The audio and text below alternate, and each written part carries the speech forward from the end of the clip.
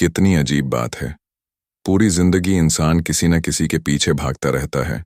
कभी भगवान के पीछे, कभी गुरु के पीछे, कभी समाज की मान्यता के पीछे और कभी किसी अपने के प्यार के पीछे। लेकिन एक दिन जब थक जाता है तब महसूस करता है कि जिसे ढूंढ रहा था वो तो हमेशा उसके भीतर था। ओशो कहते हैं, खुद पर भरोसा रखो, बाकी सबकी खोज खत्म हो जाएगी, क्योंकि आत्मविश्वास ही आत्मज्ञान की पहली सीढ़ी है। खोज का भ्रम मनुष्य की सबसे बड़ी भूल यही है कि वह अपने सुख, शांति और सच्चाई को बाहर ढूंढता है। वो सोचता है कि कोई और उसे बताएगा क्या सही है, कोई और उसे रास्ता दिखाएगा, उसे मुक्त करेगा।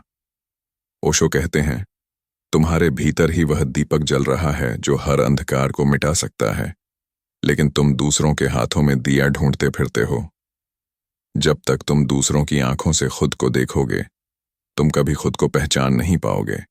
दूसरे तुम्हें वही बताएंगे जो उन्हें सूट करता है, जो उनके विश्वास से मेल खाता है। लेकिन सच्चाई हमेशा व्यक्तिगत होती है। हर व्यक्ति का अनुभव अलग होता है। आत्मविश्वास क्या है? आत्मविश्वास कोई घमंड नहीं है। यह अपने भीतर की आवाज को सुनने की कला है। जब तुम मौन में बैठते हो, जब बाहर की आवाजें थम जाती हैं, तब एक छोटी सी आंतरिक आवाज आती है। वही तुम्हारा असली मार्गदर्शन है। ओशो कहते हैं, जब तुम खुद पर भरोसा करते हो, तब तुम भगवान पर भरोसा करते हो, क्योंकि तुम्हारा स्वयं ही उसी दिव्यता का अंश है। खुद पर भरोसा रखना मतलब यह जानना कि चाहे परिस्थिति कैसी भी हो, मेरे भीतर एक ऐसी बुद्धि है जो रास्ता खोज लेगी। तूफान चाहे कितना भी बड़ा हो, मेरे भीतर एक दीपक जलता है जो बुझता नहीं। डर और दूसरों की राय हम खुद पर भरोसा क्यों नहीं कर पाते? क्योंकि बचपन से हमें सिखाया गया, ये मत करो, वो गलत है, तुम्हें क्या पता, बड़ों से पूछो। धीरे धीरे हमारा आत्मविश्वास खत्म हो गया। अब हम किसी निर्णय से पहले डरते हैं। अगर मैंने गलती कर दी तो? अगर लोग हंसे तो? अगर मैं असफल हो गया तो? लेकिन ओशो कहते हैं, गलती करने की हिम्मत रखो। गलती से तुम गिरोगे, पर सीखोगे भी। दूसरों की सलाह से तुम सुरक्षित रहोगे, पर कभी स्वतंत्र नहीं बनोगे। जिस दिन तुम खुद की सोच पर भरोसा करना शुरू कर देते हो, उसी दिन तुम आजाद हो जाते हो। फिर न समाज तुम्हें बांध सकता है, न कोई धर्म, न कोई नियम। ध्यान और आत्मविश्वास का संबंध। ओशो ने ध्यान, मेडिटेशन, को आत्मविश्वास का सबसे सुंदर मार्ग बताया है, क्योंकि ध्यान तुम्हें तुम्हारे भीतर ले जाता है। जब तुम ध्यान में बैठते हो, तब धीरे धीरे तुम्हारे विचार शांत होने लगते हैं। तुम्हें अपने भीतर एक गहराई दिखाई देने लगती है, एक मौन जो बोलता नहीं, पर सब कुछ कह देता है। उस मौन में तुम पहली बार अपने स्वयं को महसूस करते हो। वह अनुभव ऐसा होता है कि फिर कोई बाहरी प्रमाण की जरूरत नहीं रहती।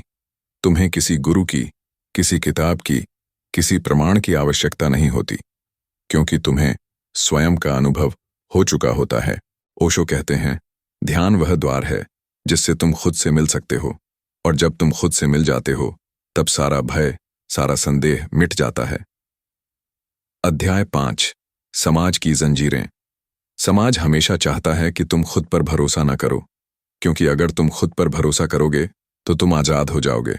फिर न तुम किसी से डरोगे, न किसी के अधीन रहोगे। इसीलिए समाज ने तुम्हें निर्भर बनाना सिखाया। धर्म ने कहा, गुरु के बिना मुक्ति नहीं। राजनीति ने कहा, नेता के बिना व्यवस्था नहीं। और परिवार ने कहा, हमारे बिना तुम कुछ नहीं। ओशो कहते हैं, इन सब ने तुम्हारे भीतर की रोशनी को ढक दिया है, पर जब तुम भीतर देखते हो, तब सब पर्दे हट जाते हैं। जो व्यक्ति खुद पर भरोसा करता है, वह किसी का अनुयायी नहीं रहता, वह स्वयं बन जाता है। प्रेम और भरोसे का संबंध। ओशो के अनुसार सच्चा प्रेम वहीं जन्म लेता है जहां आत्मविश्वास होता है। अगर तुम खुद पर भरोसा नहीं करते, तो तुम किसी और से कैसे प्रेम कर सकते हो? तुम्हारा प्रेम डर से भरा रहेगा, संदेह से भरा रहेगा। तुम पकड़ कर रखोगे क्योंकि तुम्हें खोने का डर होगा। लेकिन जब तुम खुद में पूर्ण हो, तो प्रेम स्वतंत्र होता है। तब तुम किसी को बांधना नहीं चाहते, बल्कि उसे उड़ने देते हो। ओशो कहते हैं, प्रेम कोई आवश्यकता नहीं, प्रेम एक ओवरफ्लो है। जब तुम खुद को स्वीकार करते हो, तब प्रेम अपने आप फैलता है। खुद को पहचानो, ओशो का सारा संदेश इसी एक बात में सिमट जाता है, खुद को जानो।